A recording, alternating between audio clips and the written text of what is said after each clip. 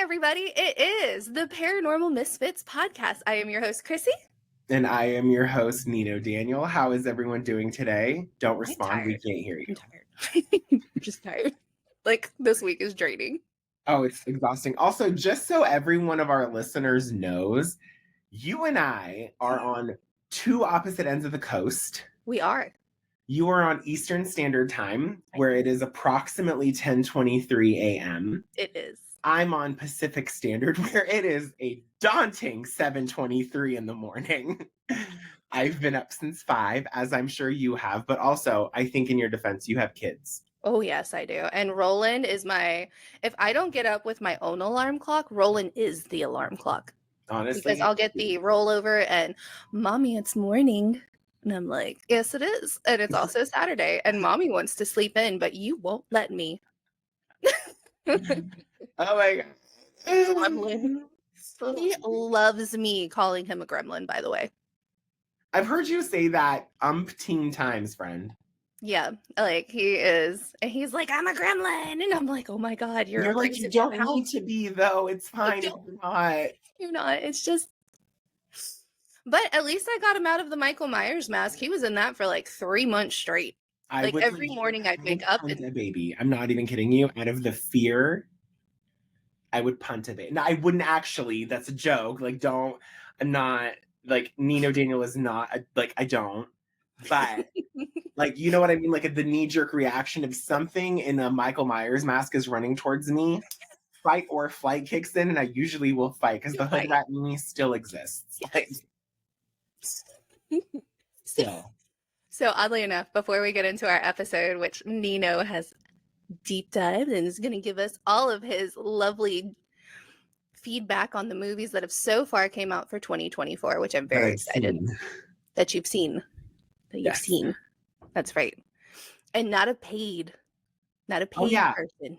By the way, I do want to specify this. Chrissy brings up a good point. All of our movie reviews and everything that we're doing are completely our own opinion. We're not paid to talk good, bad, or ugly about any film.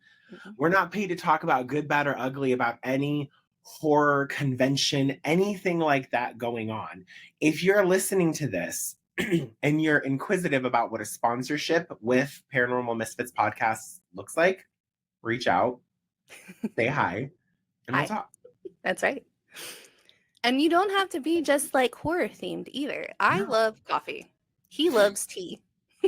I literally am not even kidding you. Some of you who are watching this online might see this, but it is a literal ceramic ghost face mug. That's right. With bee pollen black tea and like fresh honey.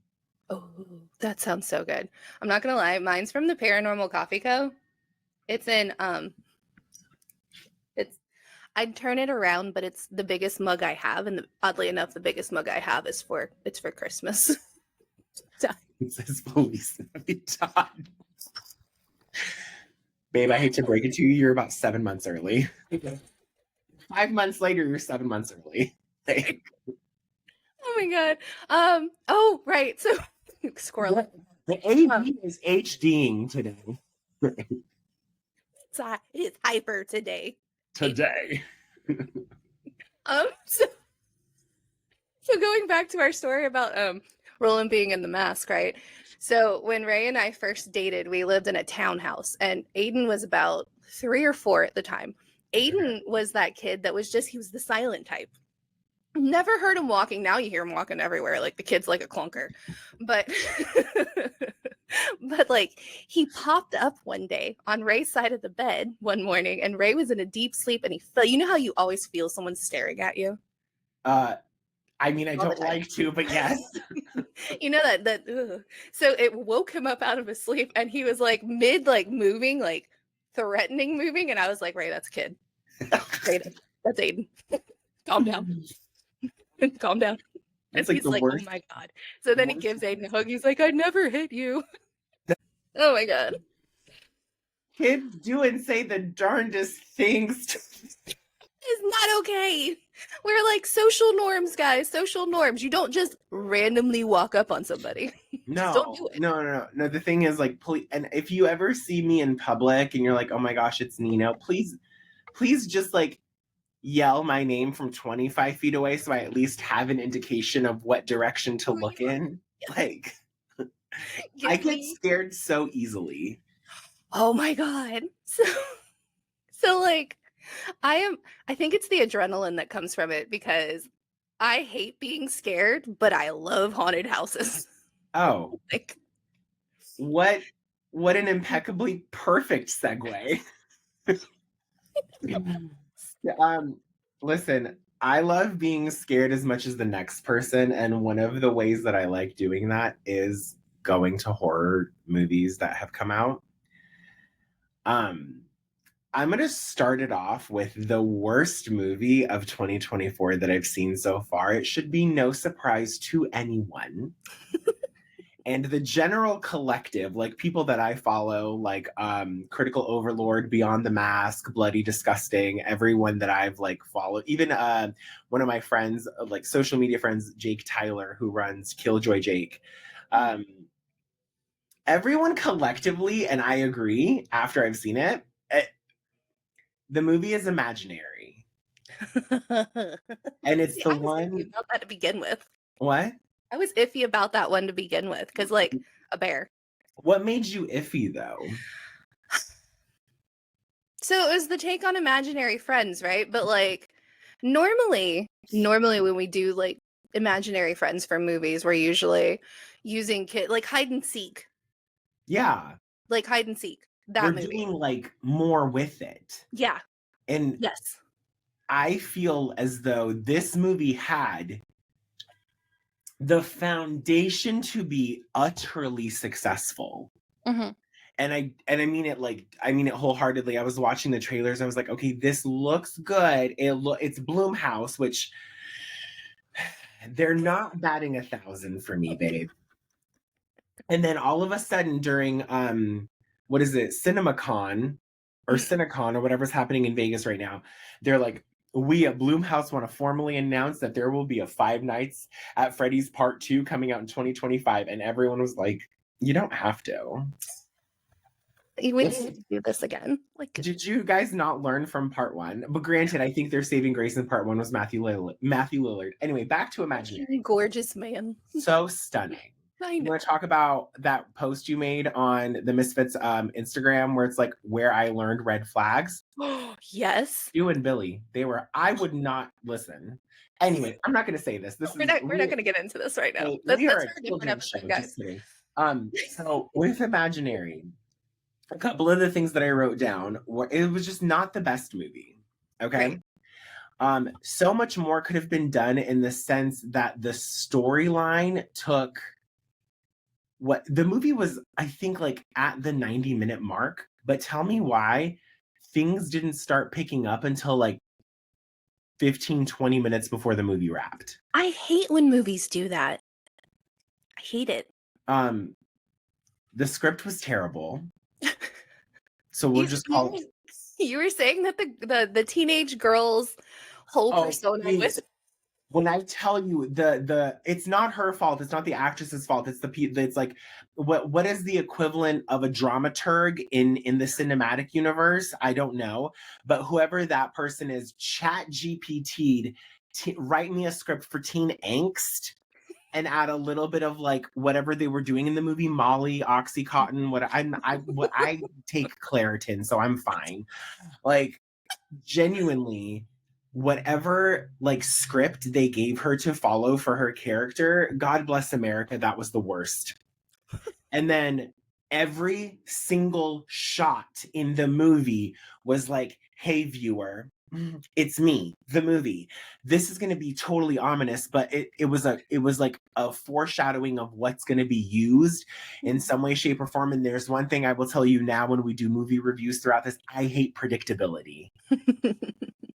Like, oh, okay. I hate predictability just as much as everyone hates the elections. Like, it was honestly one of those moments where I'm like, okay, now I know how it ends. Mm-hmm.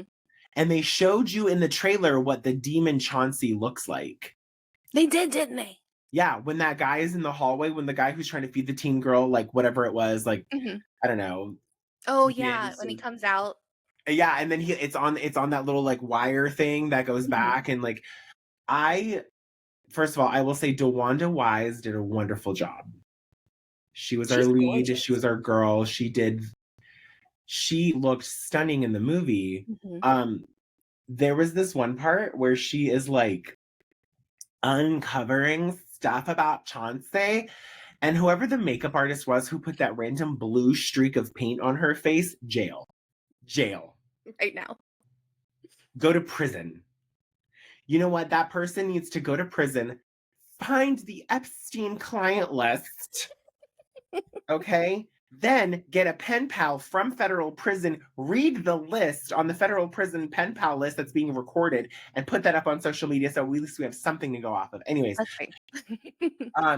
the script, when I say the script was terrible, that whole like when the girl was like, maybe we shouldn't be friends anymore, Chauncey, maybe we should play together. What?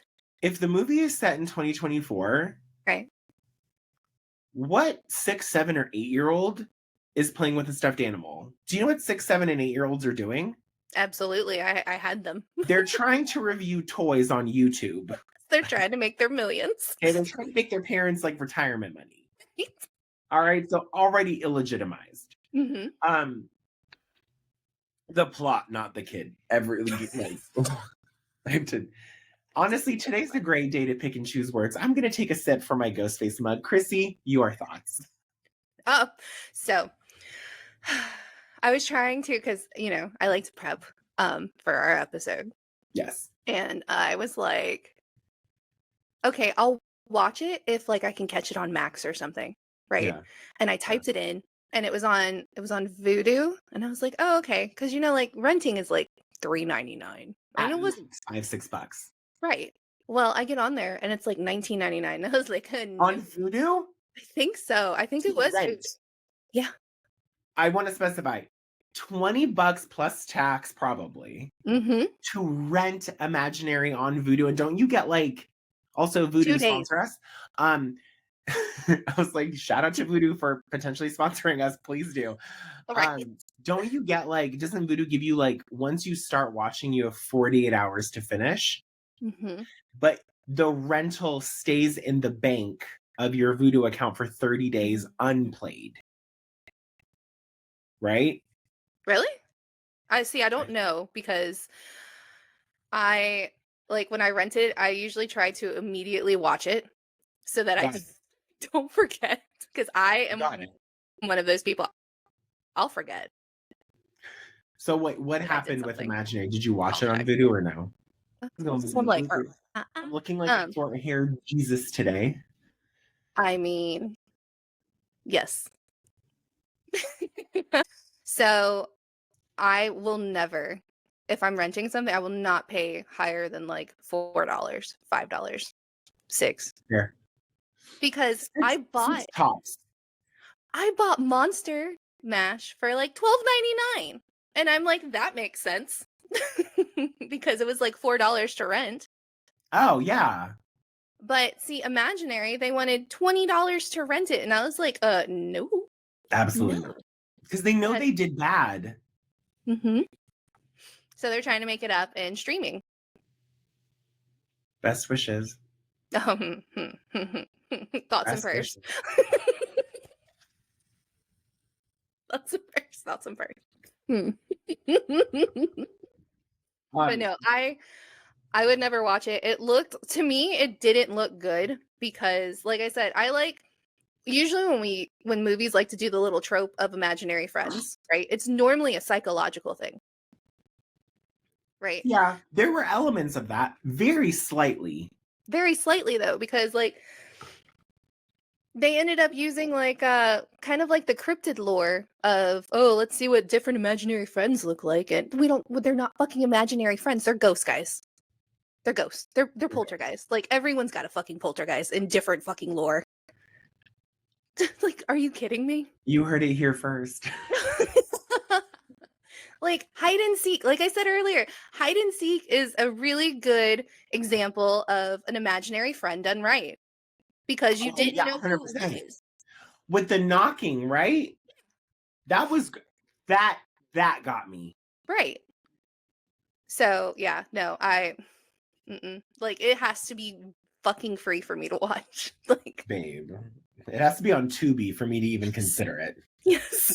Like, Do not go on one of my paid subscriptions. Thank you. Steve. What were your thoughts on Monster Mash? And before you say anything, Monster Mash is a movie that is written and directed by a new friend of mine, Jose Prendes. I hope I'm saying that right. First off, I love when I was like Monster Mash, like the Graveyard Smash. It's my brain at first, and I'm like, oh gosh. Um, so I rented it. No, I bought it. Um, mainly because like just the little preview it gave me, Dracula's fucking cheekbones. Can we talk about those? Up the fuck to here. Oh my gorgeous man. Gorgeous man. Did you see his Instagram? No. Oh, that man is beautiful. Oh my, I'll have to now go. That man is literally the picture people show their plastic surgeon when they say, I want buccal fat removal. He is so also, you want to talk about like, because I did a smart friend on this, and I was like, the guy who played Frankenstein, like Oh yeah. monster, Uh-huh. babe. I just like they were I Like, wanted why to is he hot? Like, I don't know. And why is he so like so caring? Like I read Frankenstein when I was like 8. I remember how brutal that book was. Like can we also talk about they picked the perfect Dr. Frankenstein because that man plays a douchebag in everything but he does it so well. And like he to me captured a really good essence of Dr. Frankenstein with like the really aloof, not actually having that connection with his monster that he creates and uses. the person in reference that you're talking about for Dr. Frankenstein is, and I'm looking this up on IMDb. I think it's Michael Madsen. Yeah. And one of his roles, because I saw him and I was like, Kill Bill.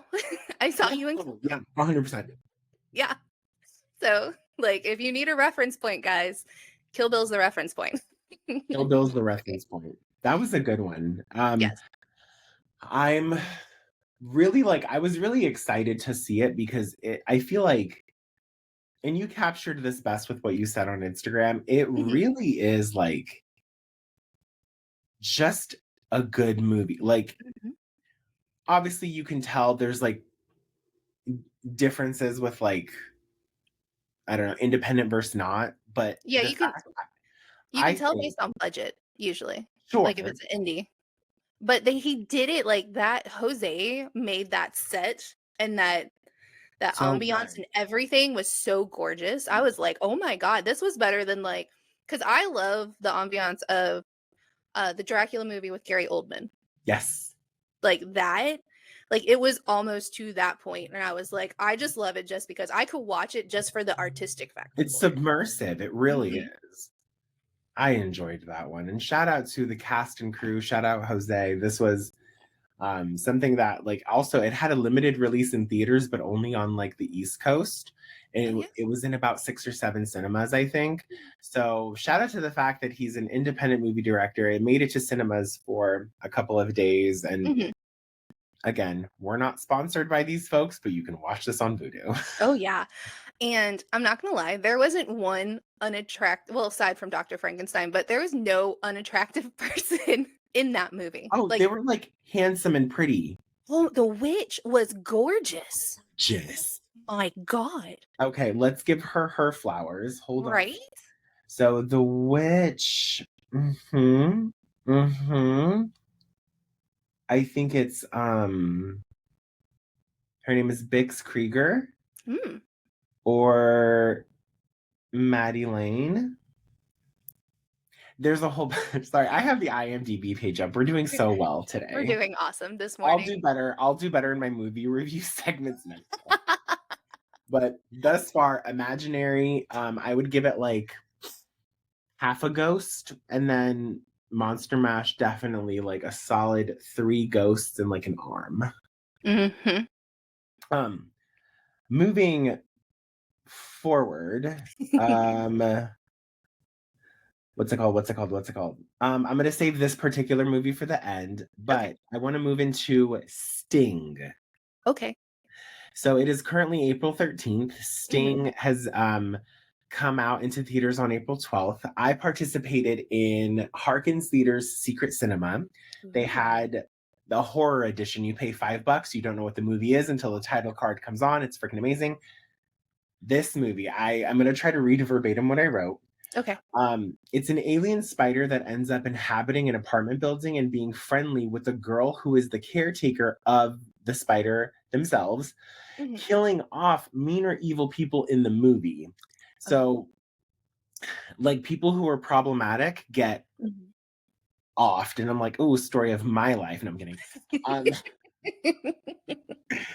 Um, it definitely harks on the fact that, like, the spider, even though alien formed and whatever, was trying to create some version of a family.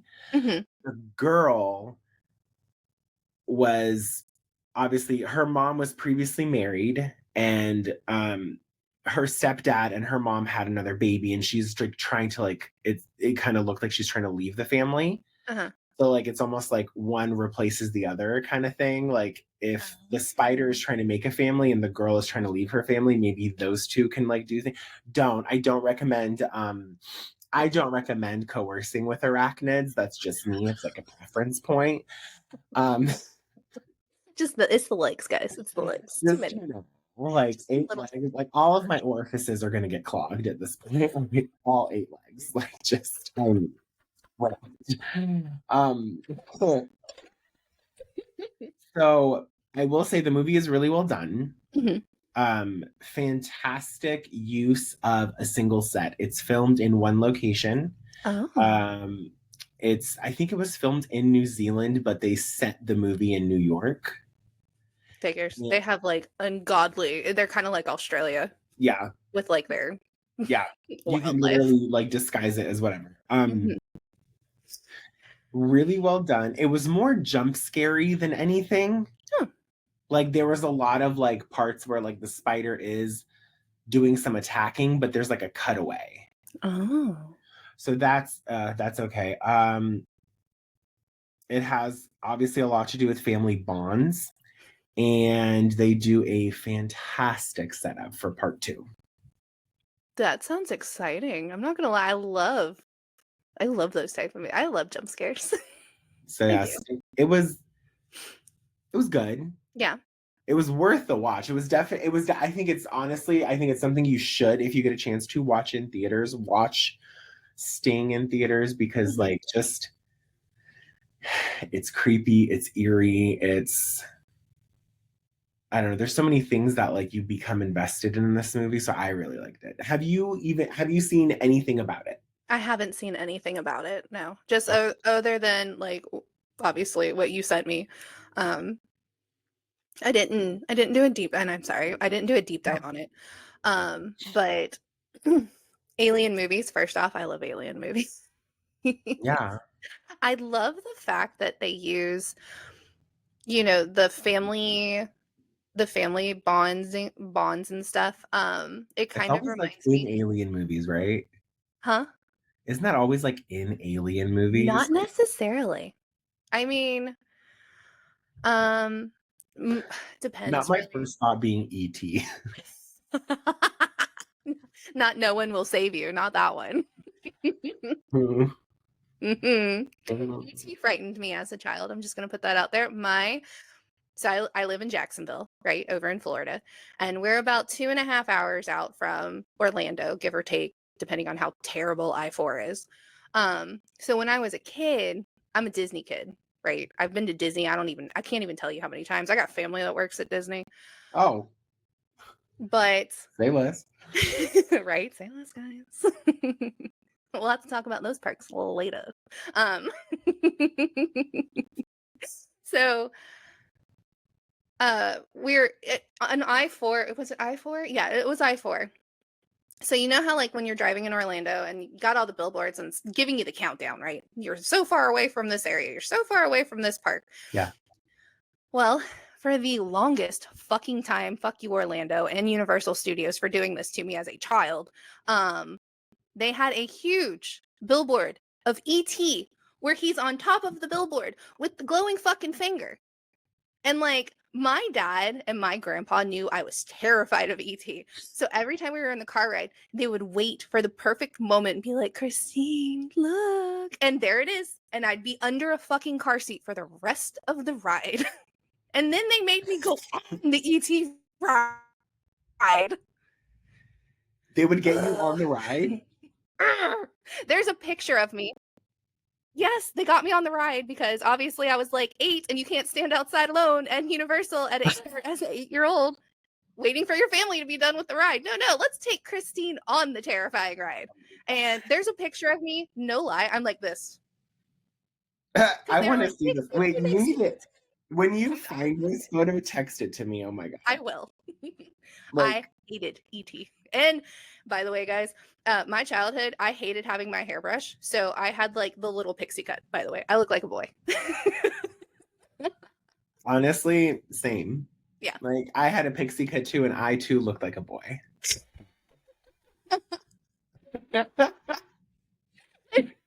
But so back to your movie Sting. When you were talking about the plot, it kind of reminded me of that one. Wasn't it a vampire movie where like the little girl has like the issues with her family? No, it wasn't a little girl, it was a little boy. Where he's having issues with his family or whatever, and like a little girl's like befriending him and he only sees her at night and she's a vampire. Let the right one in. Yeah. That kind of what it sounded like to me. I was like, similar to that, yeah. okay. It was, And I like honestly, Sting gets like a solid 3.5 ghosts. And the only reason I say ghosts is because on my side as a content creator, my little like audience base, I call them my little spookies. So but yeah, Sting was good, Monster Mash was good. Okay, I am down to my last 2 that I've seen. I know also I want to preface, I know so many movies came out, y'all. But like Chrissy and I are working Americans, and we have to pay our bills, guys. we have to pay our bills. So sometimes not everything is gonna get watched. Also, I was I feel like the middle of the year, everything from like April to like September is like the meat and potatoes of cinema, because they every like production house wants to get in like a good horror flick. Okay. I'm gonna go into, this is kind of like a 2-parter because I wish these next 2 movies that I'm going to talk about were served as a double feature. Ooh. I wish that Immaculate and The First Omen were done as a double feature. Oh yeah. Immaculate. Okay, so the very first thing that stood out to me was the pace of the film. This movie is either just shy of an hour and a half. And mind you, when we say a movie is shy of an hour and a half, that means like screen time is probably even less than that because of credits. And credits in a movie are usually anywhere from about 4 to 8 minutes long, depending on how much work was done. Right. So realistically, this movie is about an hour 20 action time. And excellent movie. Excellent movie. It was something that I had no idea what it was going to be about until about like halfway through, I realized why the title is important. Because it fucking didn't dawn on me. Till wait. I honestly, when I tell you, I literally am like the Internet Explorer of movie watchers, where it just like it takes like 3 days to buffer and 5 days to kick in. The movie has to do with the Immaculate Conception of Jesus Christ.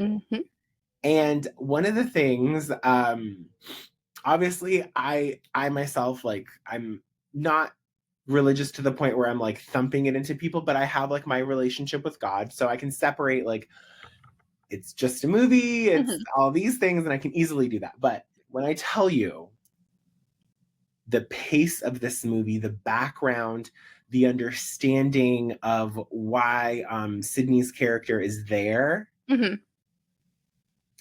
script was good. What else did I say? Great pace, Great storyline. The one downfall, because not every this honestly gets like 4 ghosts for me. The one downfall, and I know it's not her fault, Sydney Sweeney's voice. And I don't mean that every time, but there are times where like she said certain words Mhm. and there were inflections where I was like, okay, that's Cassie. Or Maddie. Who does she play? Is she Maddie? No, she's Cassie. Yeah, God damn it. Hold on. I'm just gonna pull up also the perks of being an IMDb registered actor or choreographer. I Mhm. have access to her agent contact information on IMDb Pro.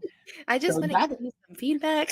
that is something I am going to utilize. Like, if we ever want a guest, I'm gonna be like, hey, she plays Cassie. Okay. Okay. Maddie's the Maddie boy's best Perez. friend. Like, Okay. yeah, I have to remember MP, right? It's like And Maddie Perez or something like that. No shade to Euphoria or anything like that. We love the show. It's just we're on a horror thing. Um, her voice, mhm. babes. Como se dice? There were parts of it where I was like, "You're still a Valley girl, Jesus H."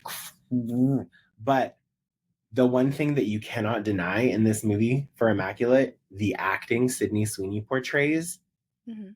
fucking incredible. Oh. That ending scene, oh, and they do a perfect job. So the ending scene is set up to, and also the movie's been out. So if you haven't seen it, spoiler alert. Should I talk about? Can Yeah, I? you can do spoilers. That's fine. Okay, so spoiler alert. The movie has to do with the church that she goes to be a nun. She what are the 3 vows? Like, you promise to be chaste, you vow to be poor, and then you vow to like devote your like love and life to Jesus or something. I'm not Catholic by any means, but I don't want to be disrespectful to that. But there's this scene where she hears something, like she goes into the main like church part, but there's like a visible like lower level, Okay. and she goes there and there's a nun and they give her the nail that was used on Jesus with his DNA still on it. Mm. And they did background research on her when she Mhm. was like in an accident when she was younger, and they compared that her DNA best matches with the DNA uncovered on the nail for God, for Jesus. And then they somehow maneuver her into this church. That first night, or that night where she's experiencing all of these like hallucinatory things, they weren't even hallucinations. She was impregnated with the DNA, and the whole goal was to create like the rebirth of Christ. Okay. But there is something about where like it obviously isn't, and it's going to come out like a demon. And so the movie's going good. Like after Mhm. that, that was like the jump scare, that was like the horror scary part in the beginning. Then there's this great storyline of like the nuns, and there's great tropes between like protagonist, antagonist, fantastically done. And then Sydney Sweeney's character gets pregnant. But the church is like, how can it be? Oh my gosh, a virgin getting married, and her like things that happen in a woman's body. And I don't know this because I don't have a Okay. wedding person. Well, like, they can like this bone is still intact and this thing is still tight, and this, it was like, oh my gosh. Um, come to find out Oh no. that I'm getting the 2 movies confused because now they're super similar. You're like, oh no. But basically, the girl who was like the villain in the movie, Uh-huh. it was supposed to be her to give birth to God. And I And take she it she turned on wasn't. Sydney Sweeney because she was like, it's supposed to be me, you bitch.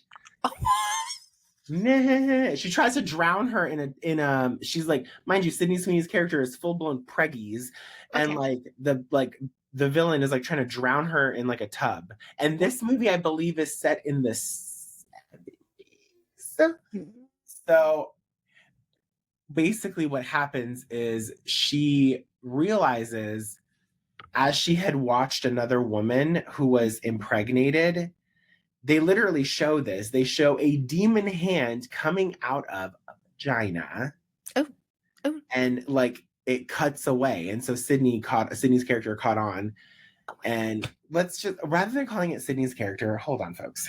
Jesus. I'm doing good, babe. I'm doing, mind you, she executive produced this movie. She plays Sister Cecilia. Okay.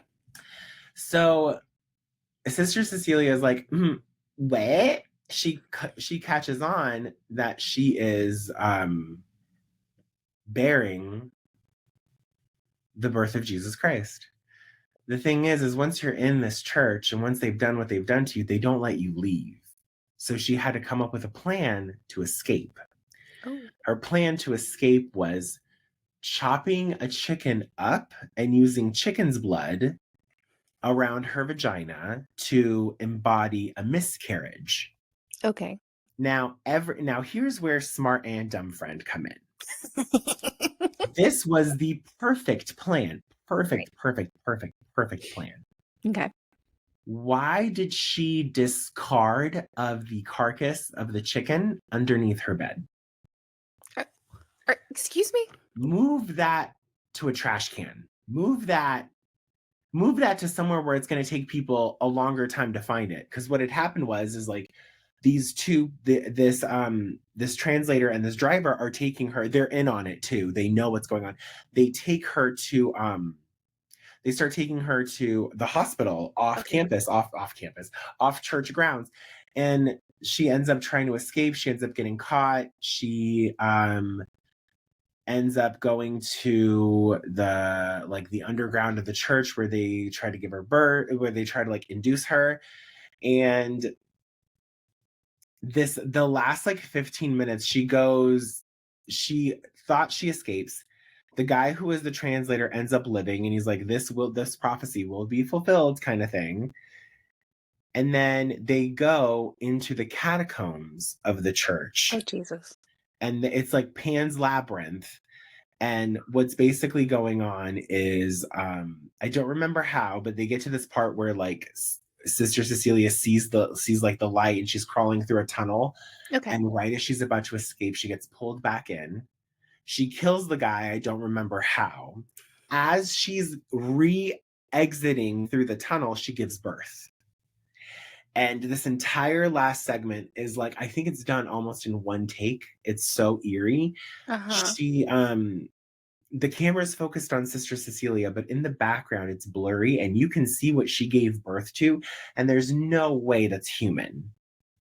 So then she takes a big rock and fill in the blanks from there. I got it.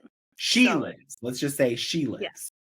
Okay. So in terms of horror movies that are well set up and well done, Immaculate so far took the cake. Have you seen it? I have not. I have watched your smart friend in a horror film. Okay.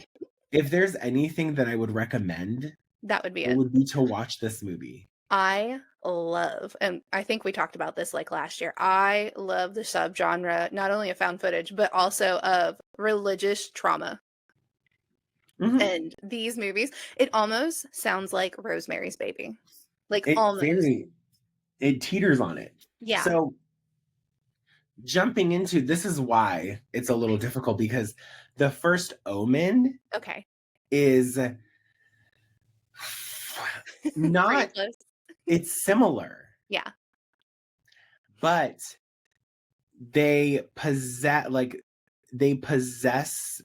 like the people who have like the mark of Damien, which is like the 666. Yeah. Those people are possessed with a demon. Like they give birth to the literal Antichrist. And these babies come out in human form, but this hospital essentially like sends them off to different parts of the world, because the whole purpose of the first Omen was people have become so separated from the church. And the church has said, well, if they're not going to believe in God, we will give them something to fear. so that they believe in God. The opening sequence, I was like, oh, we're like, I'm telling you, This this is where movie we're opened going. up, it did that thing. Sorry, I'm like, I know we said this is going to be a limited episode time, but like, they did Well, this. to be fair, we're cutting out a bit of it because, of Oh, tech. fair. Okay, yeah. So So you're they did this thing where the opening shot was kind of like back in that 1970s where there's like a random zoom out and then they like zoom into a character walking down the street kind of thing. Mhm. Immediately fell in love. I was like, this is everything else can go home. Everything else can go home. This is it. Like this opening shot, Academy Award. Every like I literally, this is what I said in my notes word for word. Cinematic prime. Mhm. I've never watched a horror movie like this where I'm like, oh, this is cinema. This is acting. This is a fantastic script, a wonderful storyline. There's subplots of like betrayal and there's subplots of so many things. Like the main girl in the movie, she befriends who she thinks is another one of her like nun sister besties. Ends up she's in on it the whole time. Oh my. And this girl that they're trying to like, basically there's this picture of I think it's like Scarana or something like that is her name. She Okay. has the in the baby in the photo has the Dante birthmark like on like the right side of her head, kind of like a little bit like towards the back. Mhm. The girl that they thought was this girl wasn't, and it was actually the main character the entire time. Oh. This movie is just shy of 2 hours. Mhm. It's like just south of 2 hours. And what else did I say? Because I have like, I mean, okay, excellent work with the movie. The director of photography for this movie deserves a Pulitzer. Mm. This is great script, great acting, stunning sequence shots. Ooh. The person who did like the set design or whoever did the color theory on this film, please make sure they never go blind ever in their life. No, I'm so Right? serious. Like great acting. Like when I tell you great acting, there's this one part where our main girl is finally feeling like something's going on inside of her, Mhm. and she gets out of this car and she just walks towards the church, and the way she like acts like possessed and crazy is like, I'm like, oh, okay, this is literally what a normal human who's not in a movie acting like they're possessed would be possessed like. Anyways, great levels of gore, Mhm. scare, thrills, and jump scare. This honestly, I will say this. I don't know if I'm ever gonna say this for as long as we're on a podcast together. I don't think I'm ever gonna say this again. Mhm. This movie, The First Omen, that came out in 2024, enters my top 10. Ooh. The last movie to enter my top 10 Mhm. was Sinister back in 2016. I love that movie. So, Oh my. in terms of horror, Right.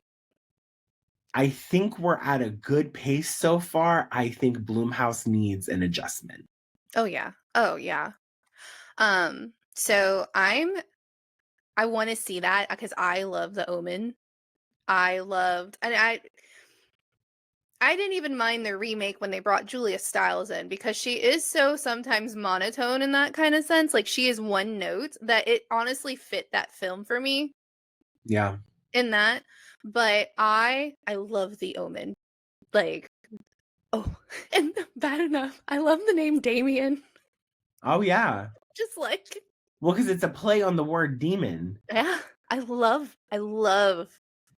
like Not to say that if your name how is so Damien, I was going to say, not to say that if your name is well, you're not a Damien, demon, sorry. like you were named after a demon. That's not what I'm saying, but it's like, it's the Like, phonetic play.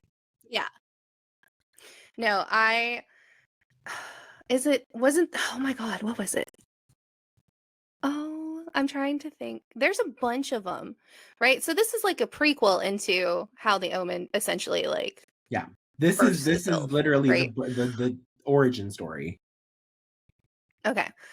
And I think I'm confusing it with another movie, origin story wise, and I can't remember which one it is. It's one, and it deals with possession, so I know I know I'm off. But I love when you're able to get a good origin. Yeah. Like I love it because most of the time people really miss the mark on those. Like honestly, every time it feels like people miss the mark on origin stories. So I'm with you on that. When you were talking about like a possession movie, I was like, oh, do you mean Repo Man? But like that's different. That's a different no, not Repo Man the musical. I'm sorry, Saw the musical? I'm sorry, Saw the musical? I'm sorry, Scream the musical? Yes. Wes Craven is turning in his fucking grave. Absolutely. Okay. What have you seen so far that I might have missed? I haven't seen anything new, essentially. I've been trying to catch up. Do you have Shudder? Did you get Shudder yet? If I said no, what would you do to me? I would be so appalled. Okay. Because Shudder has really good originals. Yes, I know. Yes. They have fantastic originals. And it's so funny because when you and I get on like the little soapbox about horror comedy and how that's a good genre to get into. Horror comedy is great. Look at Jennifer's Body. I know. Deadstream. And it's so funny. The guys on the You Run podcast had covered Deadstream, and what I love this movie. It's so stupid. Deadstream? Deadstream. So basically what it is think of like you remember how Jake Paul had his fall from grace for YouTube and he tried to like I thought he still was on that fall from grace. I'm sorry. He's a fucking idiot. Like, how are you going to talk shit and make the most asinine fucking rules to fight Mike Tyson? It's Mike Tyson. There's a whole chicken brand named after him, Jake. Like, there's a reason why people don't fucking try him. But anyways, off subject.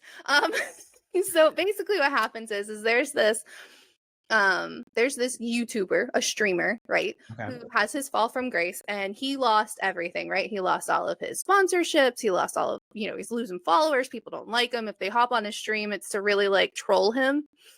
So he's like, okay, guys, to prove that I'm sorry, to prove this, right? I'm going to go into a haunted house. I'm going to go to this haunted, dilapidated house. That sounds really smart. Going to live stream it. It was so, oddly enough, the main character is also the director and the producer. It's completely like indie, right? And he uses it's so stupidly like hilarious. I love it. He's live streaming, he's wearing GoPros, he's doing all the things. And like when he starts getting scared, it's fucking funny. Oh my god, it's so funny. But I swear to God, you better get Shudder. Okay. I'm not endorsed by Shudder, but oh my god, what are you doing? We've spent 30% of this episode talking about what we're not endorsed by. But no, I can spend fucking hours on Shudder. Like they have all genres of horror, and they have it all broken apart. They have like the old 70s. They went as far. I think there's some from like the 20s and 30s they still have on there. Holy shit. Okay.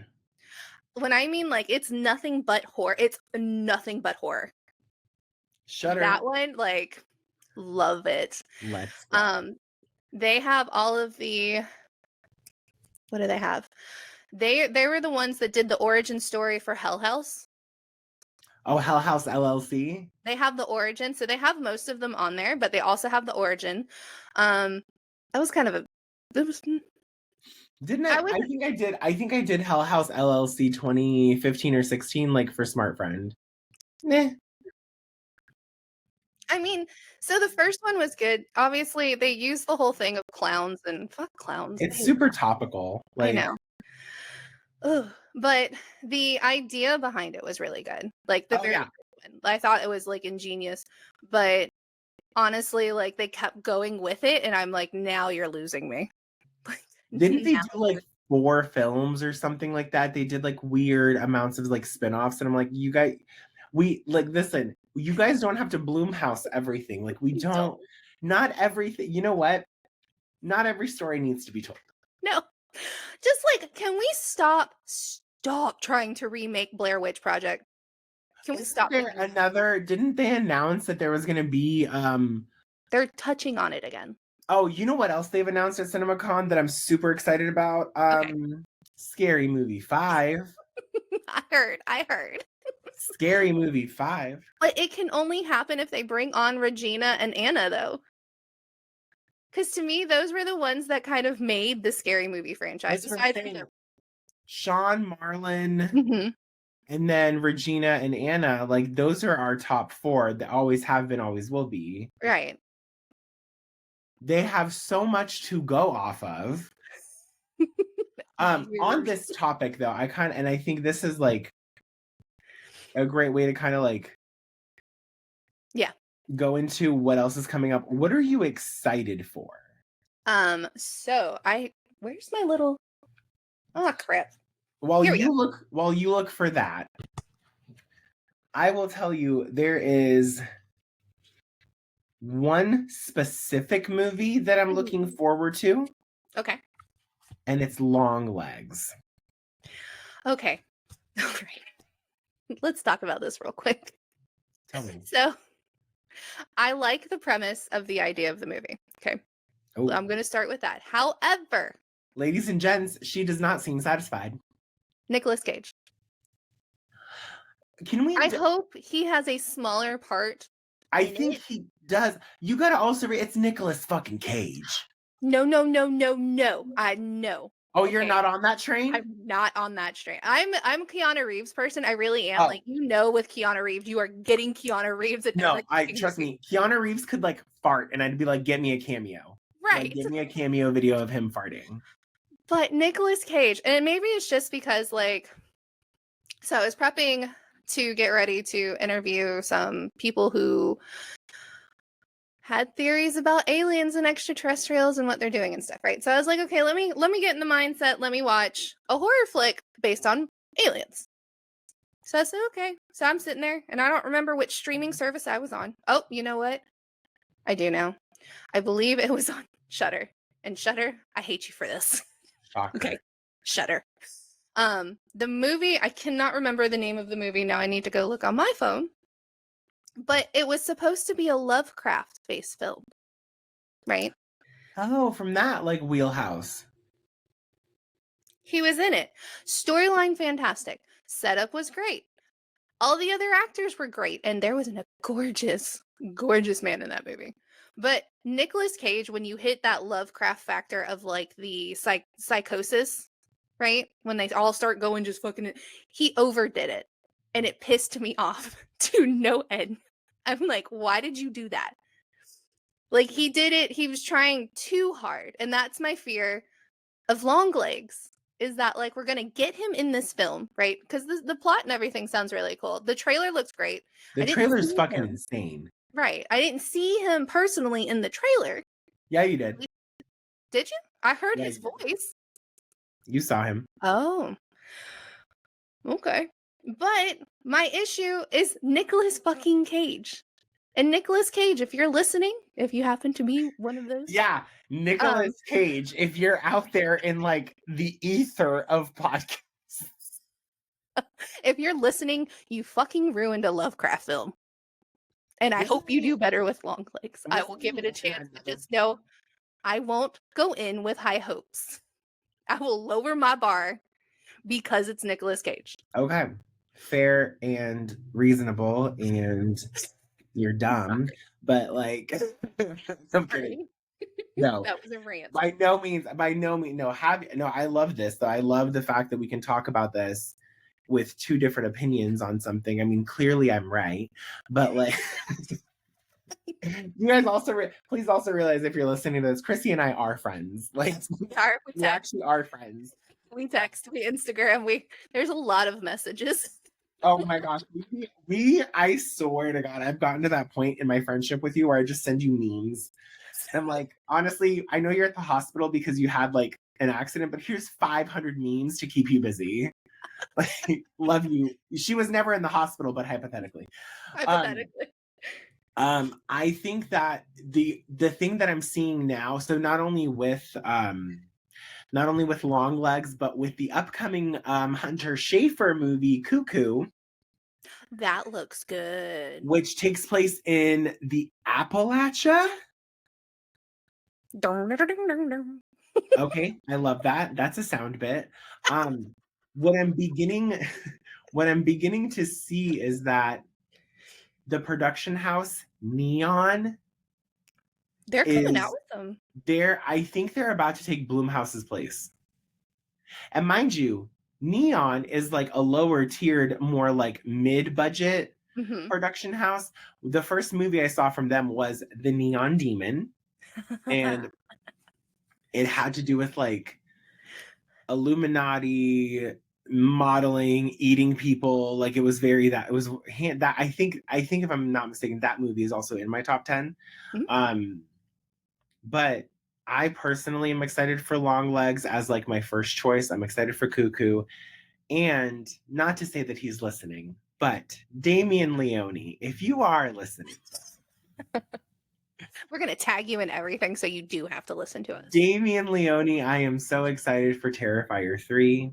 I've loved what you've built with the world of Art the Clown. Some people will talk about Terrifier. I go back to Hallows Eve, Mm-hmm. Which was that like sort of like anthology horror.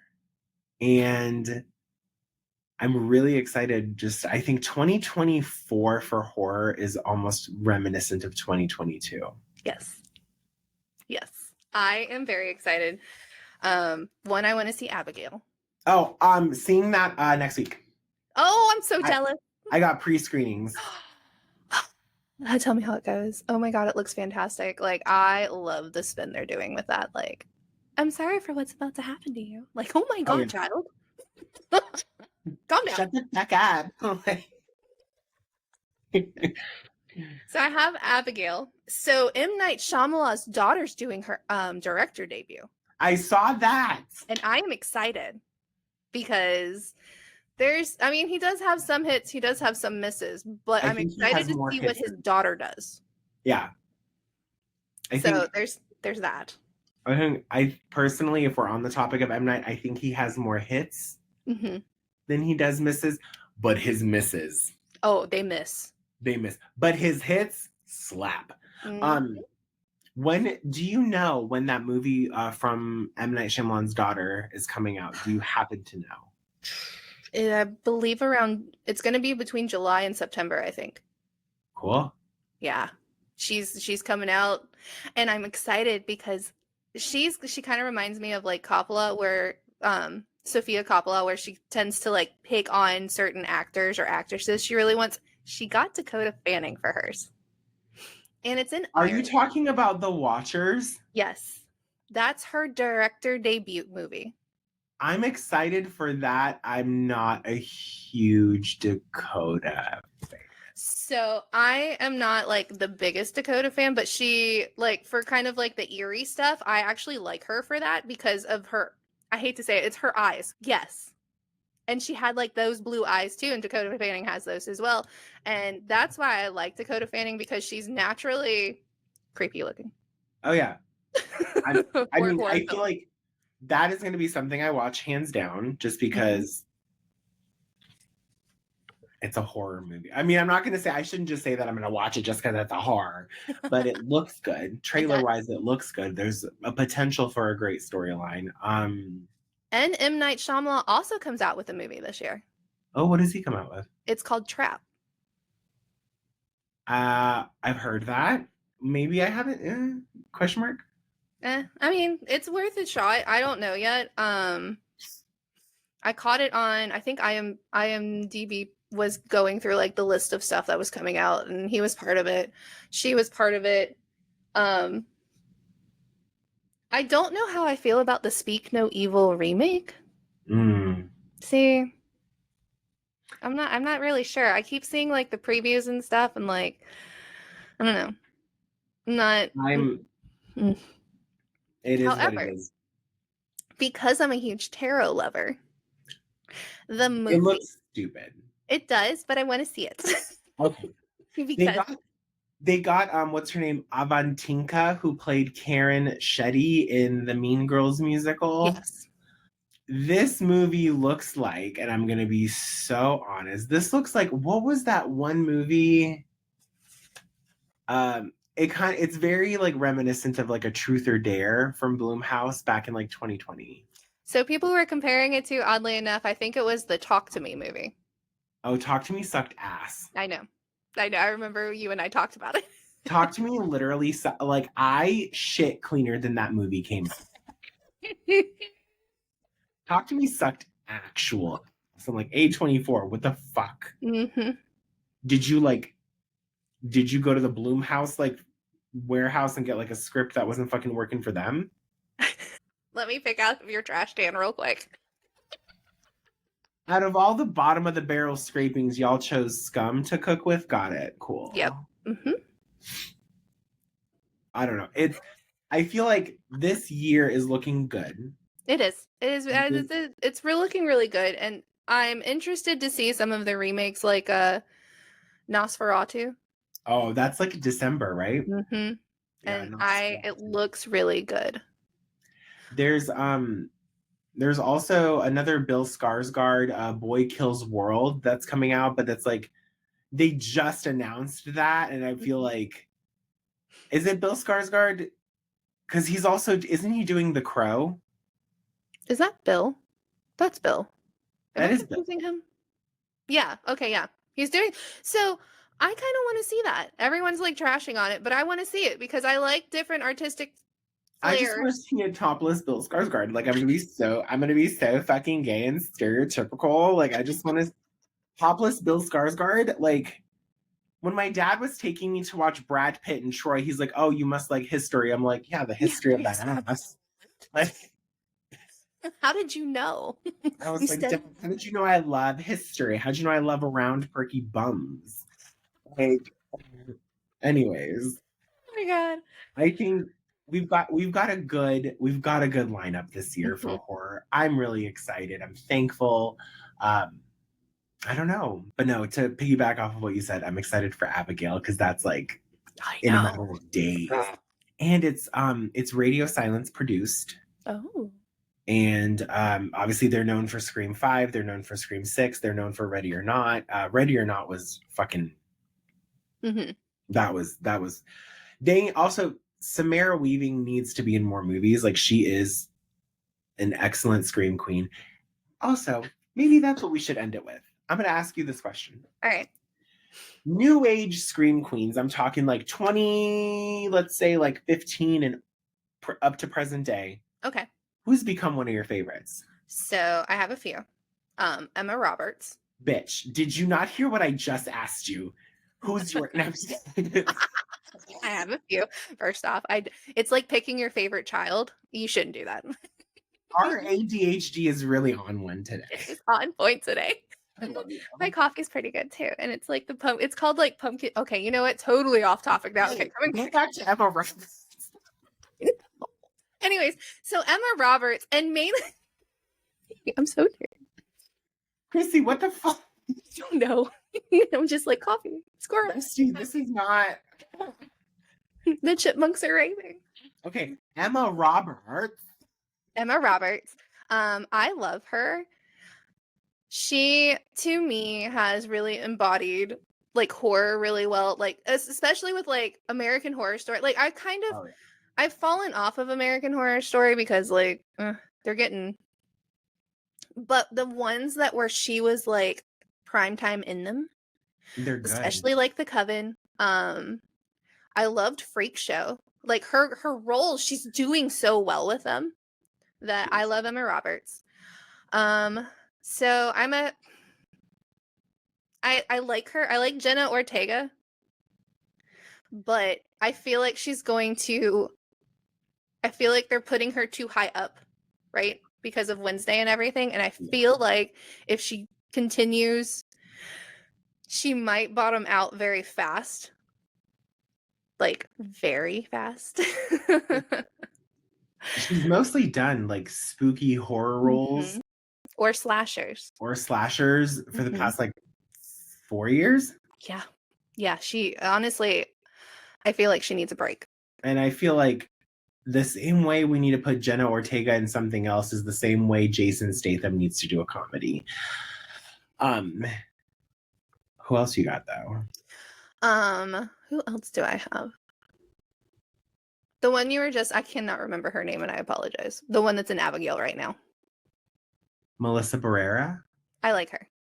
Melissa's good. I don't think she would bottom out though. She's not going to bottom out. No, she's not in too much. Cause like, think about it. Like fucking every time, what is his name? The guy that loves Johnny Depp. Tim Burton.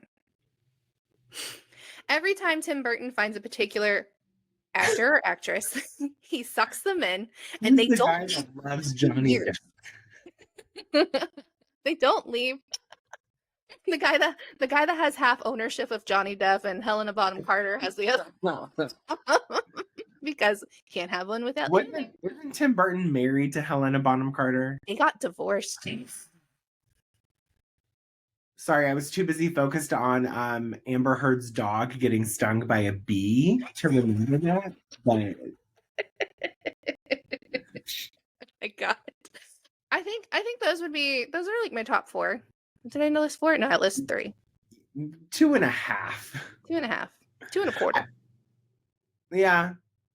2.25. I will say that I'm really, really excited to see where Mia Goth goes. Oh, I love her. Oh, I'm excited for Mia Goth. For those of you who don't know what Mia Goth is. For those of you who don't know who Mia...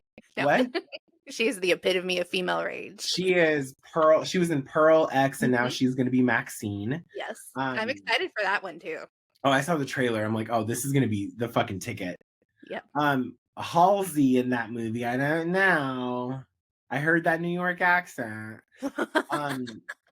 Definitely, I'm a huge lover of Mia Goth. I think that also, like, we need to give a couple of other people their flowers as Scream Queens. Like, Mia Goth is my current. I would say Samara Weaving as well. Let's not forget Sarah Michelle Gellar is a Scream Queen. Let's not forget, obviously, Neve fucking Campbell. Jennifer Love Hewitt. Jennifer Love fucking Hewitt. Like, I don't know. I'm super. I read a spoiler about Abigail, and I am not going to look too much into it because I want to go in with my own opinion, things. Your own, yeah. But if I had to pick 2, I would definitely. I agree with you on Emma Roberts wholeheartedly. If you've not watched her in Delicate Parts 1 and 2, you are missing out. Please don't call me.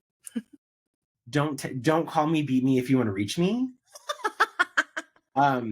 But yeah, I would say Samara Weaving for sure and Mia Goth. And I think that we are like we're such on a precipice with Mia Goth.